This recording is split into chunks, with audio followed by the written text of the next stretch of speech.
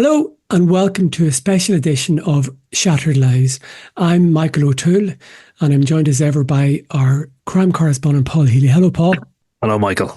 So this has been a very interesting day for a lot of people in the Four Courts, which is the civil courts in Ireland. And we're going to be talking about a case involving a lady called Nikita Hand, who is taking an action against two men, James Lawrence and Conor McGregor, the MMA star. Now, before we go any further, there's a couple of things we have to say.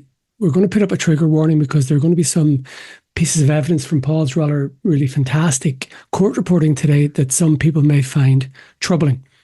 The other is we need to talk about the differentiation between a criminal and a civil case. I've spoken for too long. Paul's going to explain the difference between these two and why it's important in this matter we're talking about today. Yeah, well, it's very fair to warn people in advance. Obviously, this is a matter of an alleged assault, specifically an alleged sexual assault. But in this case, this is a civil case. So it is a high court case in which a lady by the name of Nikita Hand is suing Conor McGregor and James Lawrence for damages over an alleged assault that she said happened in 2018, December 9th, 2018.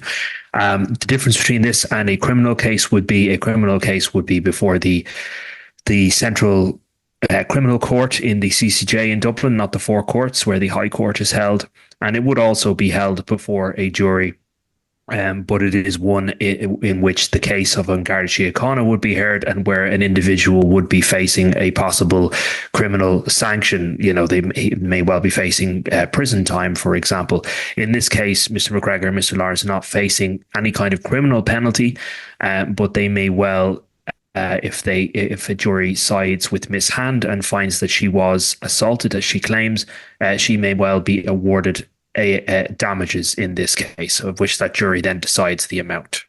And it is important to stress that neither Mr. Lawrence nor Mr. McGregor have been charged with any criminal offence in relation to this case or this incident. So there have been no criminal charges laid against either men, and they're not facing any criminal sanctions over this. So that brings us to the other major issue. In a criminal case, it's the level of proof is what they call beyond reasonable doubt.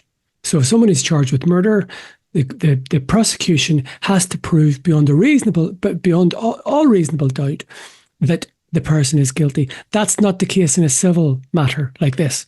No, that is not the case in a civil matter like this, and it merely it comes down to, as we heard in the court today, whether the jury side with Miss Hand's version of events and they believe it to be the case. Once they do that, how did it start today, Paul? Yeah, well, I mean, we have, I suppose, a little bit more freedom, but not too much freedom in terms of just talking about, I mean, look, obviously Conor McGregor is probably the most famous person in Ireland. He is a well-known mixed martial arts fighter and UFC star. So this case attracted a lot of media attention. So there was a huge amount of cameras outside the court. It's court number 24 of the High Court. So it's actually at the back of the Four Courts building, and it has its own entrance. So Mr. McGregor entered with his legal team, Michael Staines, quite a well-known solicitor in Dublin, and also some legal counsel who are not involved in this case from America were also there. So he had a rather large posse with him, and his father, Tony McGregor, was also supporting him, and they went into the courtroom. He sat at the back of the courtroom. Now, it's quite a small courtroom. Like, it's not as large as those courts in the CCJ, for example. But there's a public gallery up above, and quite a number of people were obviously interested in getting in to see that. So it started before Judge Alexander Owens, who sits in court number 24 and hears these types of matters. So inside the courtroom, there would be counsel for Mr. McGregor, who is the respondent, and there will be counsel for the complainant, Miss Nikita Hand. She's referred to in this case as Nikita Ní Láimhín, but she did later state that she wants to be known as Nikita Hand. That is her name. So it's up to counsel for the complainant to speak first, and that is what happened. But just before that, the judge impaneled a jury. And this was the first time in which it was stated the allegation of this case. And he stated to the people who were trying to get onto the jury or not, that this is a case about an alleged sexual assault, and he said, in effect, a rape. And that is what he said. So this is the first time that we heard the allegation in this particular case. Then when the jury was sworn in, so it's a jury of 8 women and 3 men. The matter started kind of later in the morning, and they were kind of warned not to look up any kind of color pieces, Twitter, Facebook, things like this, to stay off the internet.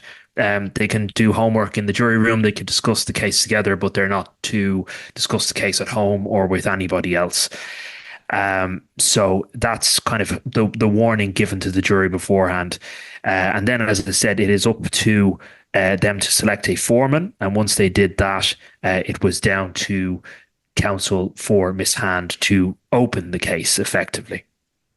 So, and that is John Gordon, senior counsel, I believe. Yeah, so John Gordon, he's senior counsel for the plaintiff, and he said, this is a case which may seem complicated, but in fact it is extremely simple. He said this is a case where neither of the defendants, as we mentioned, are facing a criminal sanction.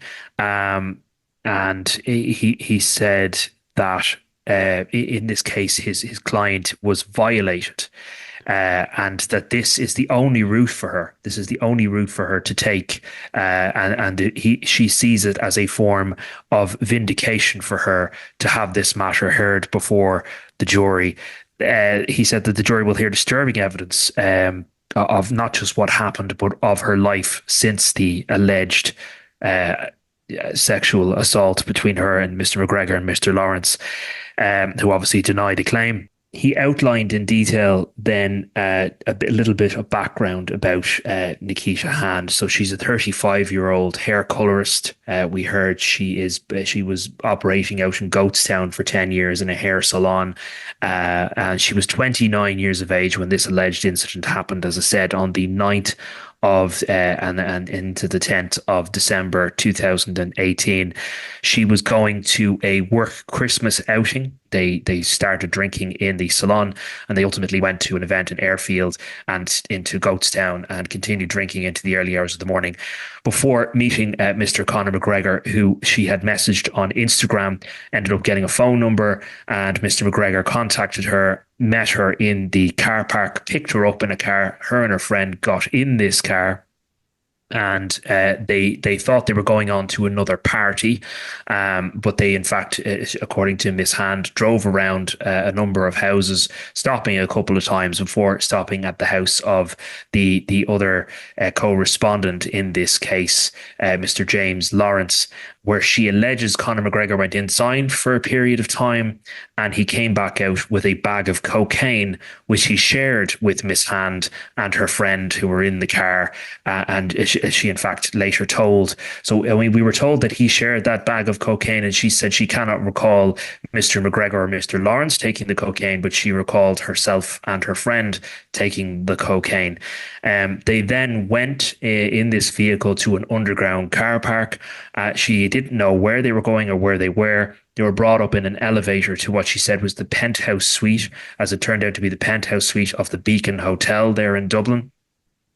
And this is where the alleged rape occurred.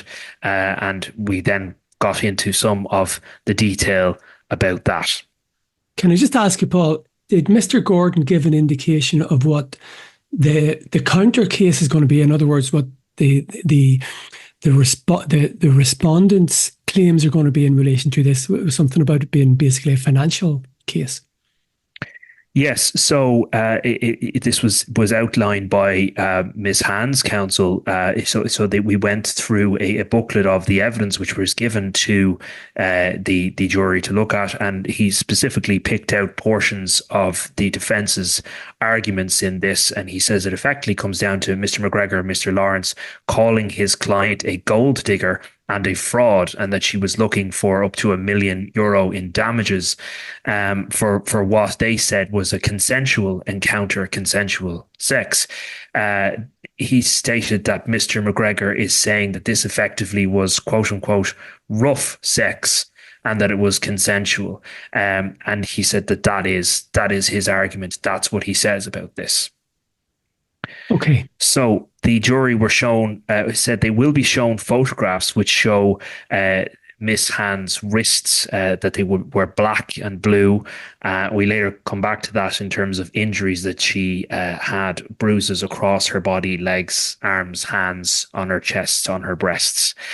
And that she was examined in the sexual trauma unit in the Rotunda Hospital the following morning.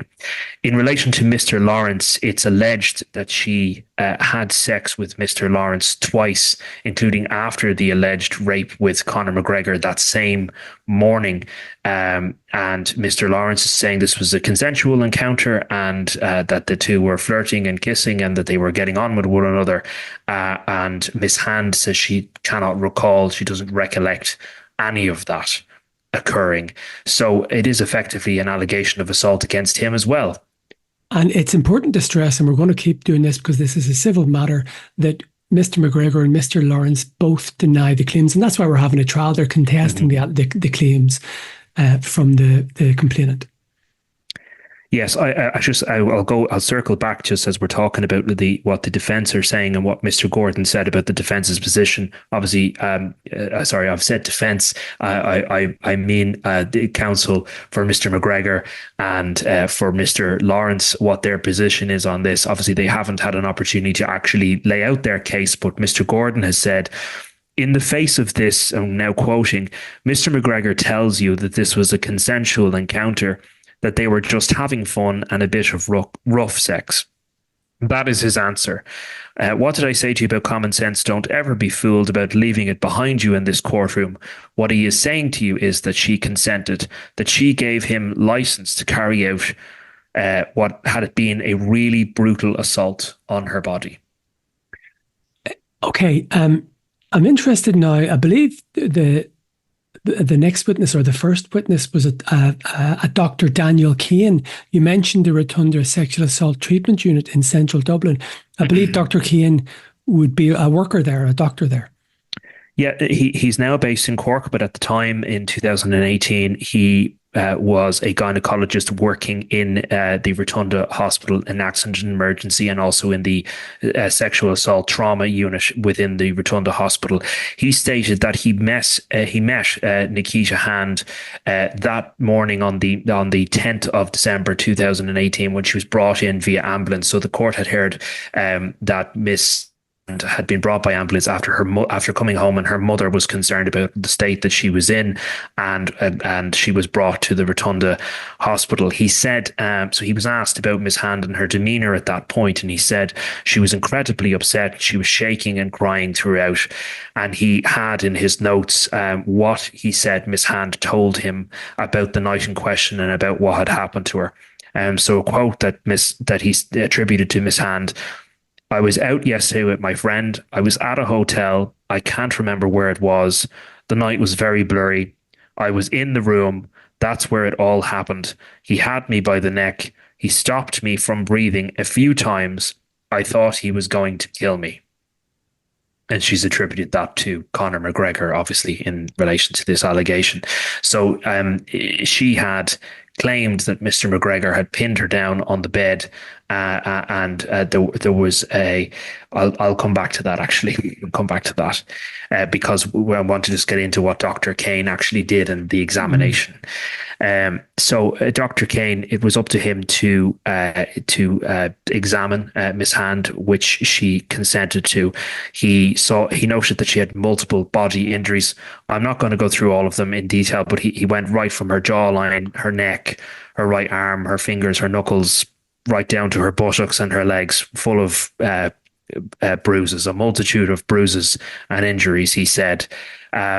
He also, and this is where we get a bit graphic, but it was said a couple of times in court in relation to a tampon that Miss Hand had. So Miss Hand had said that she was on her period as of the 8th, and she had actually told Conor McGregor she was on her period, that she had a tampon inside of her and that she was unable to have sex. She had turned him down on sex, but she'd said that she was unable to have sex with this tampon.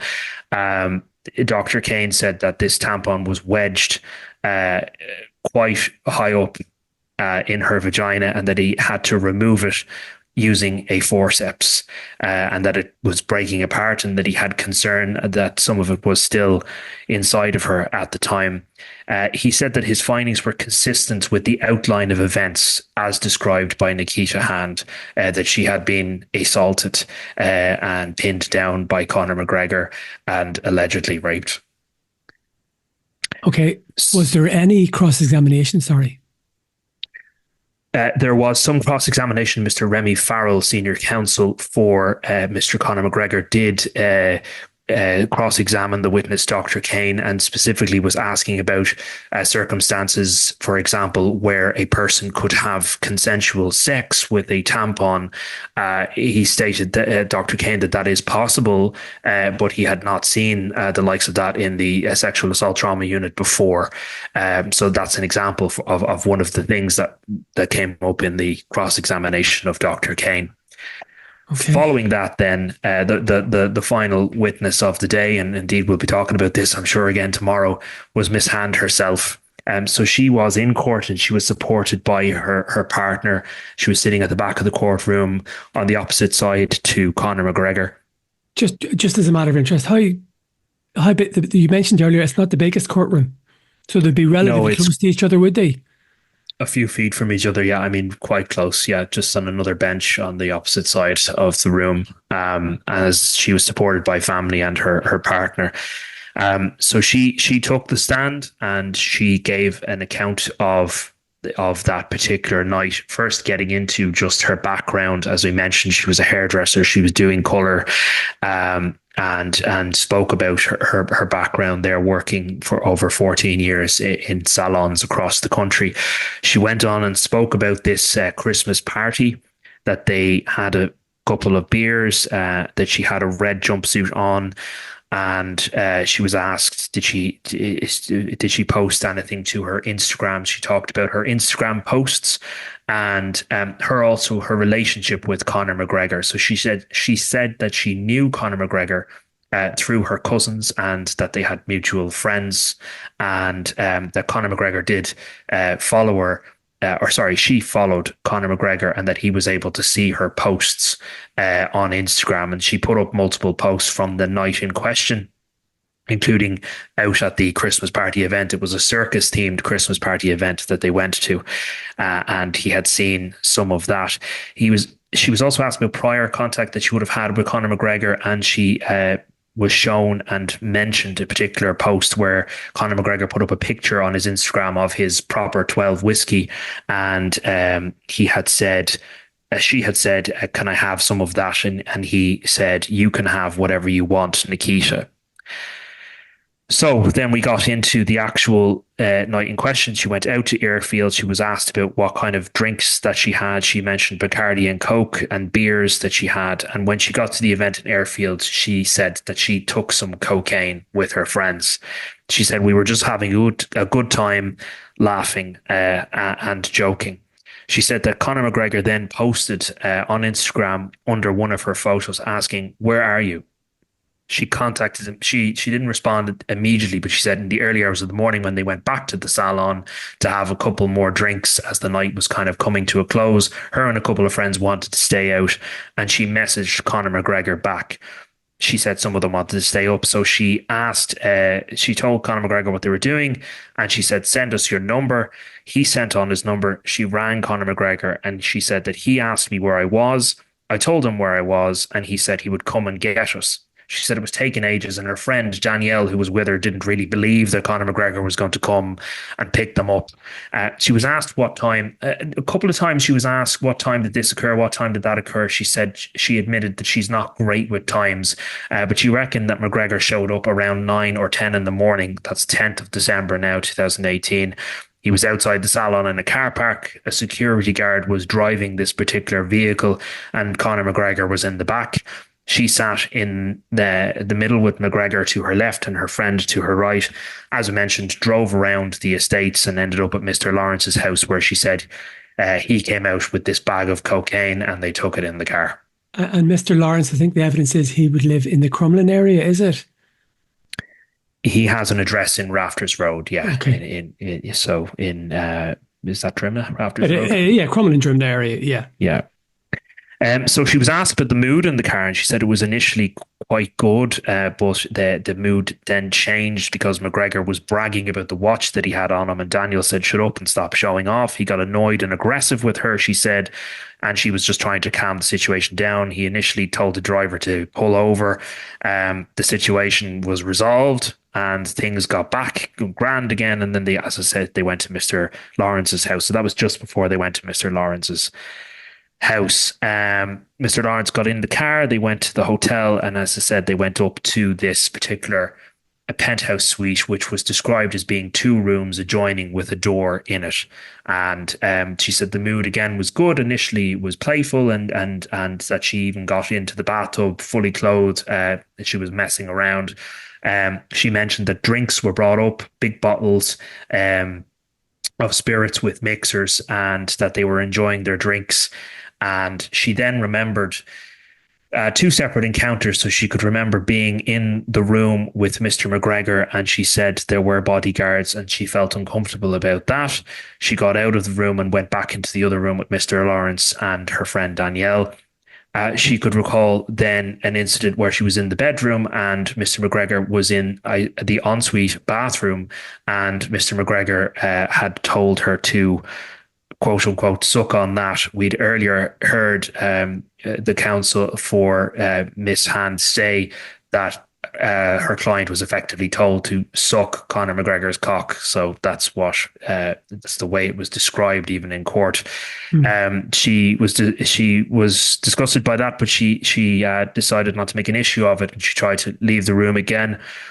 She then described remembering being alone in the bedroom with Conor McGregor, where she said that he came onto her. So she said, he was coming on to me. He started to kiss me, rubbing my face. I knew what he was looking for. She said, I don't feel comfortable, Conor. She then spoke about the fact that she knew Dee Devlin, so Conor McGregor's then partner and current partner, and that she knew of her family. And she said, I was trying, she told him that, and she was trying to talk him around that she didn't want anything. I didn't want to have sex, and I wasn't there for anything like that. She said he just wasn't taking no for an answer. She said that Conor McGregor then pinned her onto the bed. She said, he kept telling me to relax, babe. He pinned me down on the bed. I remember putting my arms up against my chest. He just kept pushing his weight down on top of me. I remember putting my arms like this to keep him as far away from me as possible. And that's as far as we got, because it came up to 4:00 this afternoon, and Judge Owens said that he would leave matters there. So she is still giving what's called direct evidence. In other words, this is the first time there's no cross-examination yet. She is still being questioned or interviewed or questioned, I suppose, by her own counsel.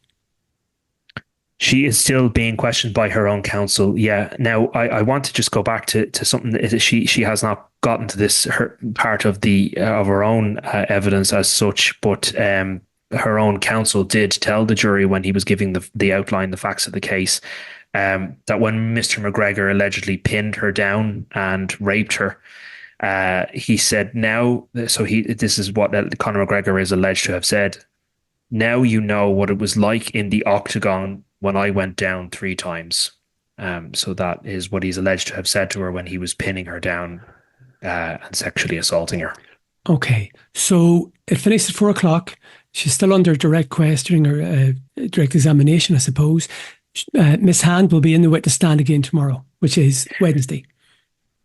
Yes, and this is scheduled to go on for 2 weeks, we were told. So there will be plenty of witnesses in this particular case. We don't know what order or who exactly is going to be called, but I anticipate Miss Hand will also be cross-examined, and that could go into another day. So that, look, we don't know how much more of her evidence will be heard before anything else. So